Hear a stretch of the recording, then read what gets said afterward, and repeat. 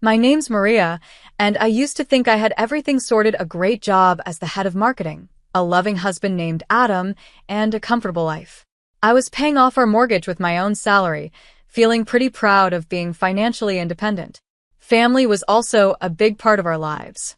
Adam had a younger brother, Kevin, and their mom, Lauren, was always around. Their dad had passed away years ago, so the boys made sure to look after her. I found it really sweet, and it made me love Adam even more seeing how he cared for his family. At first, Lauren seemed to like me. We'd chat during family gatherings, usually over coffee, and she always asked about my job. Marketing, huh? She'd say with a nod. Sounds important. It felt nice to have her approval. I wanted to fit in with Adam's family and be a part of their close group. Our first few years of marriage were full of weekend barbecues, holiday dinners, and spontaneous game nights with the extended family. I remember one Thanksgiving when we were all squeezed around Lauren's dining table, laughing and talking over each other. "Pass the gravy, will you?" Adam's uncle shouted from the end of the table.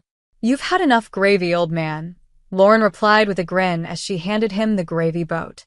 I looked around at all the familiar faces, feeling like I really belonged. This was my family now too. But things started to change during a New Year's Eve party at Lauren's house. I was in the kitchen, refilling my glass of wine, when I overheard Lauren talking to Adam and Kevin in the living room. "Did you see what Joyce is wearing?" Lauren snickered. "That dress must have cost $10. I froze, my hand on the wine bottle. Joyce was Adam's cousin, a single mom who was struggling to make ends meet. "I'm just saying," Lauren continued, her voice full of disdain. "Some people should know their place. Don't try to keep up with the big boys if you can't." I felt my face heat up from secondhand embarrassment. This wasn't the kind, welcoming family I thought I knew. I peeked around the corner and saw Lauren leaning in toward her sons, all of them giggling like kids. Over time, I couldn't shake the uneasy feeling I had around Lauren. What I first thought was just harmless teasing started to feel more like real meanness. And it wasn't just Joyce she picked on. At every family gathering, Lauren would whisper with Adam and Kevin, laughing quietly and glancing around the room at different relatives or friends before bursting into quiet laughter. One Easter Friday, I had enough. Lauren was in the living room with Adam and Kevin right beside her, like loyal followers. "Did you see Olivia's new car?" Lauren said in a low voice, just loud enough to hear. "She probably got it from one of those cheap places. She'll be paying for it forever." Before I knew it, I was on my feet, walking toward them. "Hey," I said, my voice sharper than I meant. "Don't you think that's a bit much? Olivia could probably hear you." The room went silent. Lauren's eyes narrowed as she looked at me. Well, she said sarcastically, "looks like we've upset your delicate feelings, Maria." Adam and Kevin exchanged awkward looks. "I just think it's rude," I said, my heart racing. "Why do you always have to tear people down?" Lauren's fake smile vanished. "If you don't like it, you don't have to listen. Why don't you go sit somewhere else?" It felt like a slap. I looked at Adam, hoping he'd support me, but he just stared at the floor. "Fine," I said, trying to keep my voice steady. "I will." From that day, family gatherings were miserable. I'd sit alone, nursing a drink while Adam stayed glued to his mother's side. He'd give me an apologetic look once in a while, but never came to sit with me. One night, after a particularly bad dinner, I asked him, "Why don't you ever stand up to her?" Adam sighed and ran his hand through his hair. "She's my mom, Maria. What do you expect me to do? I want you to tell her she's being cruel. I want you to have my back." But he never did. Slowly, I started making excuses not to go to family events, work emergencies, headaches, anything to avoid the cold stares and quiet insults. Then things just got worse. Just when I thought things couldn't get more complicated, life surprised me again. I was pregnant. I stared at the little plastic stick in the bathroom, my heart racing. 3 pink lines, clear as day. "Adam," I called out, my voice shaky. "Can you come here?" He came to the door, looking worried. "What's wrong?" he asked. Without saying a word, I handed him the test. His eyes widened as he looked at it, and then he pulled me into a hug.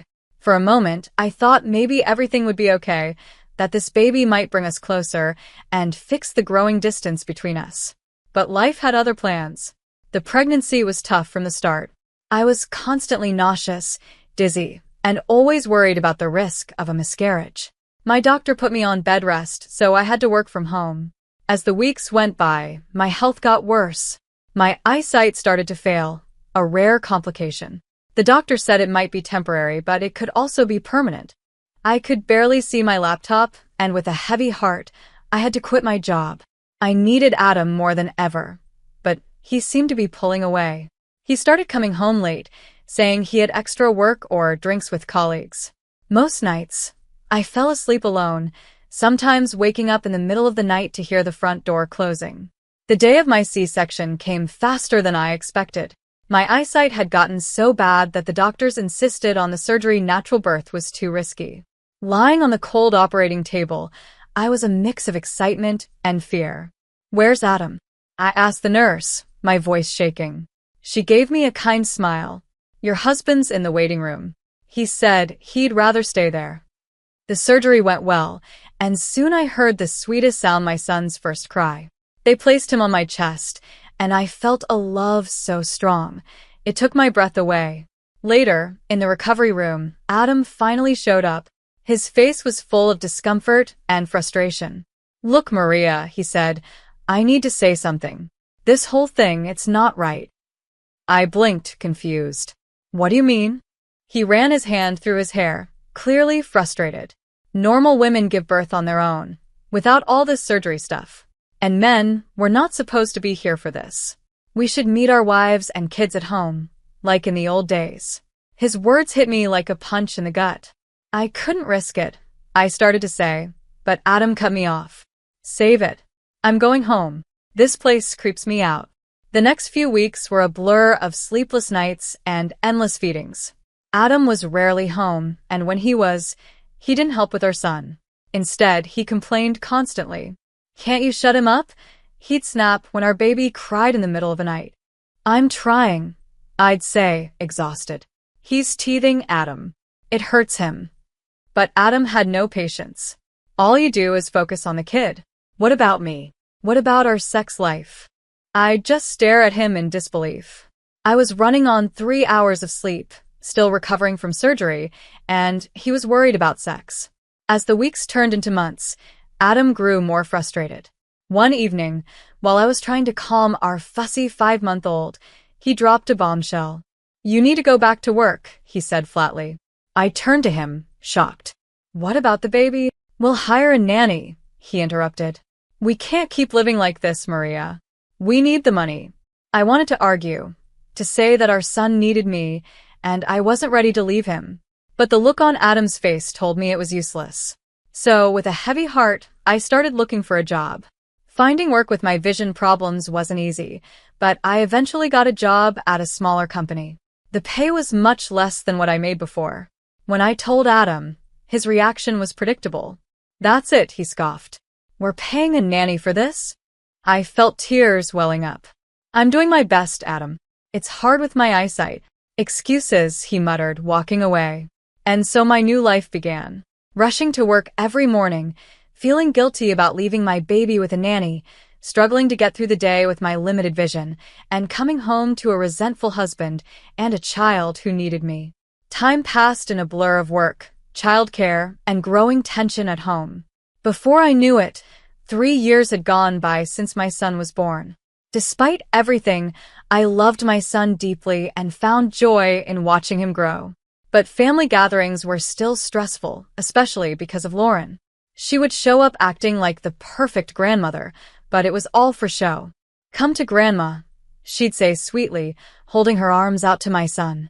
But he'd cling to me, turning away from her. Lauren's face would darken with anger. "What have you been telling him about me?" she'd hiss.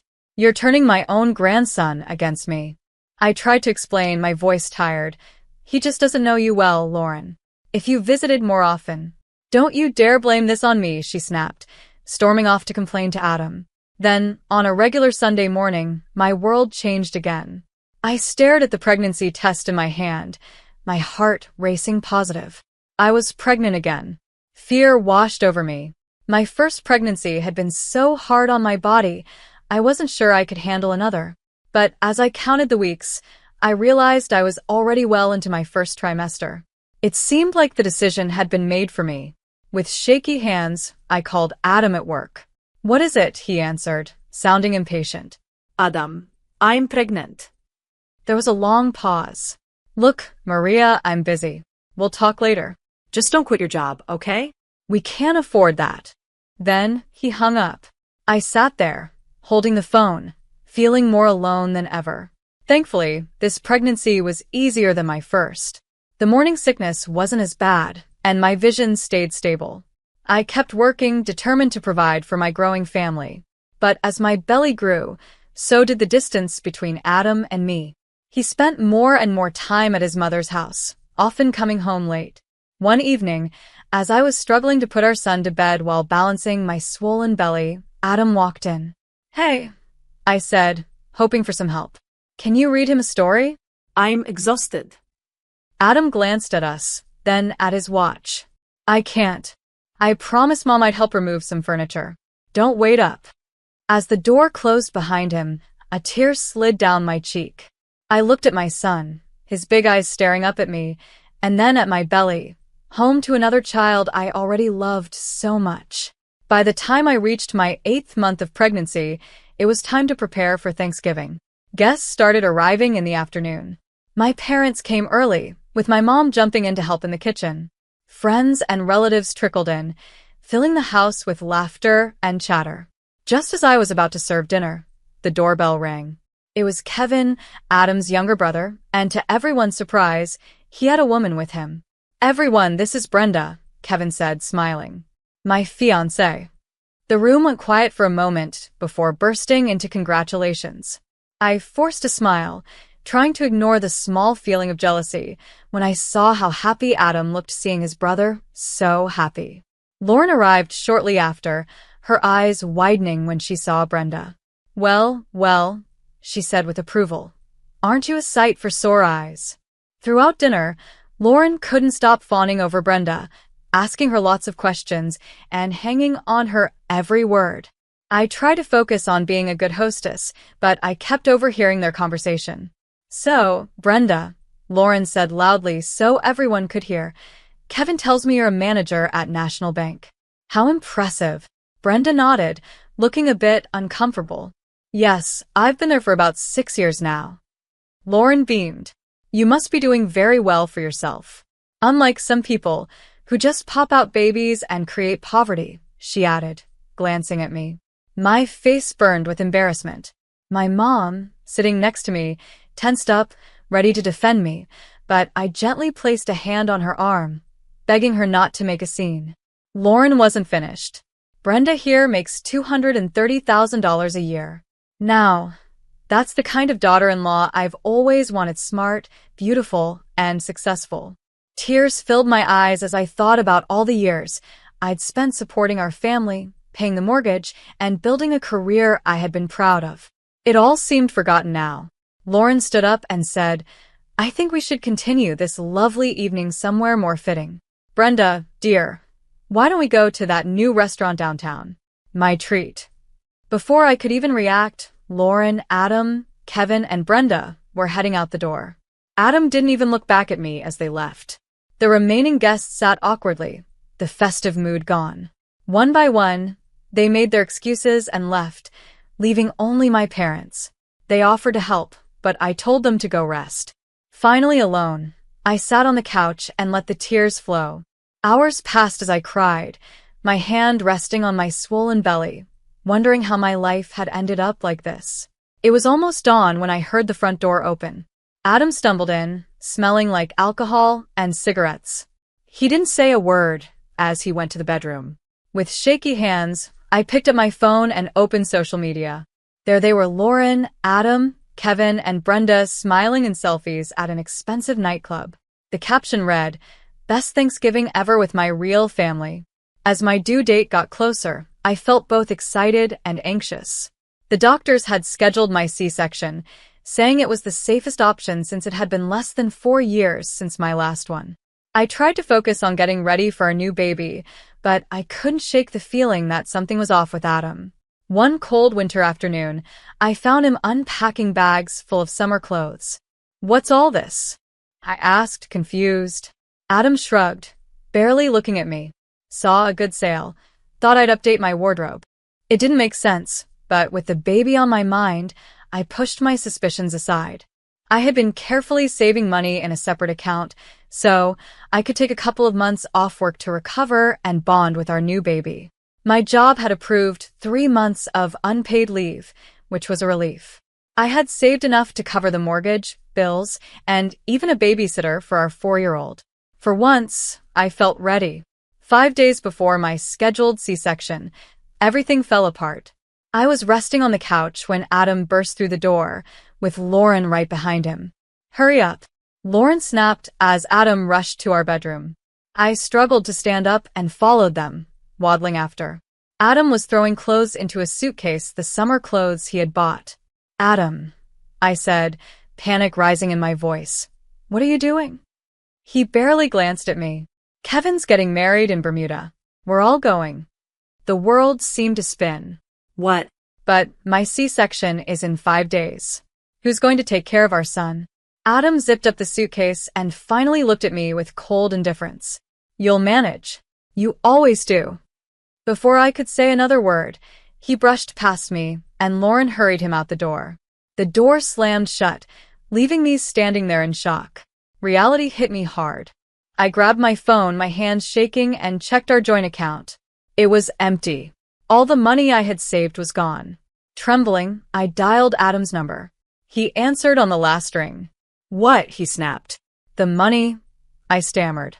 "All our savings." "Where is it?" There was a pause, followed by a cold laugh. "We needed it for Kevin's wedding gift." "Don't be so selfish, Maria."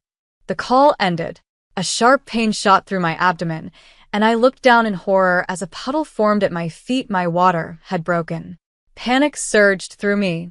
I couldn't go into labor now, not with the risk from my previous C-section.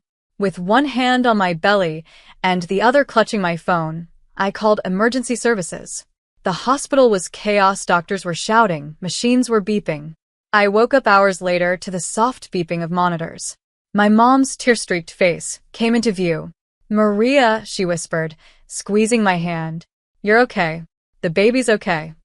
Slowly, the fog cleared. I had almost died, and so had my baby, but we made it.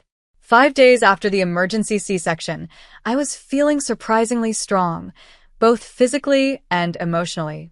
The doctors were happy with my recovery and said I could go home. Adam hadn't called once since he left for Bermuda. He didn't check if I was okay or ask about our new son. In that moment, I knew our marriage was over. I called my parents and asked if I could stay with them for a while. They immediately said yes and were so supportive. They helped take care of both boys, giving me time to rest and recover. I started looking for divorce lawyers and gathering financial documents. A week after I left the hospital, my phone rang. It was Adam. I ignored it twice, but on the third call, I answered. "Where the hell are you? Why aren't you home?" Adam's voice was full of anger and confusion. I took a deep breath. "I'm at my parents' house, Adam, with both of our sons. I've filed for divorce." There was a brief silence, then he laughed. "Divorce? Are you serious? After everything I've done for you? Everything you've done?" I snapped, feeling my anger rise. "Like leaving me before I gave birth? Like stealing all our savings?" "Get over it," he scoffed. "I'll pay you back. In fact, I don't even want to see you again. You know why? Because I'm going to be rich." He launched into a rant about how Kevin's new wife had given him a job at the bank and how they were going to start their own financial company. He talked about how they'd be rich beyond belief. "You never believed in me, Maria," he spat. "You always shot down my ideas and held me back. Well, guess what? I'm free now, and you're just a loser who can't see real potential."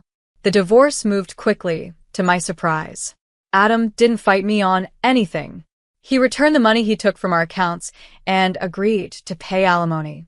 When it came to the house, I had years of proof that I'd been the one paying the mortgage, so the judge awarded it to me without hesitation. The day I returned home with the boys, Adam was there, packing the last of his things. He sneered as I walked in, holding the baby, with our toddler by my side. "Enjoy this dump while you can," he said, lifting a box. "I'll be living in a mansion soon, swimming in money. You'll see what you missed out on." And with that, he walked out the door. I felt a huge weight lift off my shoulders, and the house suddenly felt bigger and brighter. A year and a half had passed since the divorce, and life had settled into a new routine for me and my boys. I had gone back to work and was balancing my career and being a mom. It wasn't always easy, but we were happy, healthy, and thriving. One ordinary Sunday, my phone buzzed with a news alert. When I read the headline, my jaw dropped. "Local banker exposed as fraud leaves family in ruins." The article revealed a shocking scandal. Brenda, Kevin's wife, had been running a con. She had convinced Adam, Kevin, and Lauren to take out huge loans to fund a fake financial company. They even mortgaged Lauren's house, pouring everything they had into this imaginary venture. But Brenda wasn't a real banker. The office she had shown them was just a rental used as part of her scam. She disappeared with millions, leaving behind fake documents and shattered dreams. To make it worse, I found out they had taken out another loan to pay for Kevin and Brenda's fancy Bermuda wedding, the same event Adam had left me for. As I kept reading, I felt a mix of emotions. Shock, confusion, and, yes, a small bit of satisfaction. The consequences were harsh. Unable to pay back the loans, they lost everything: Lauren's house, their cars, even their personal belongings, all taken by creditors. They were left with nothing but piles of debt. I heard Lauren had to take a job as a cashier just to afford a small apartment and groceries.